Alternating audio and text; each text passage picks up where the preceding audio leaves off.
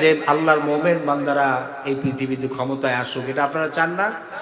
যদি চান সেক্ষেত্রে আপনাদেরকে ত্যাগ স্বীকার করতে হবে,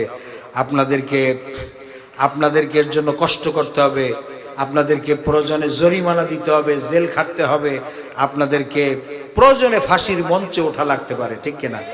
সেটা তো আপনারা দেখেছেন আমাদের দেশে আল্লাহর বান্দারা ফাঁসির মঞ্চে উঠে তারা প্রমাণ করে দেখিয়েছেন যে কোনো বাতিলের সামনে কোনো মোমেন বান্দারা মাথা নত করতে জানে না। আল্লাহর মোমেন বান্দারা একমাত্র মাথা নত করে কার সামনে? এত আস্তে বললে হবে না। আল্লাহর নাম উচ্চারণ করতে কারো কোনো ভয় আছে? কোনো শরম আছে? আল্লাহর মোমেন বান্দারা মাথা নত করে কার সামনে? কোন মানুষের সামনে মাথা নত করতে।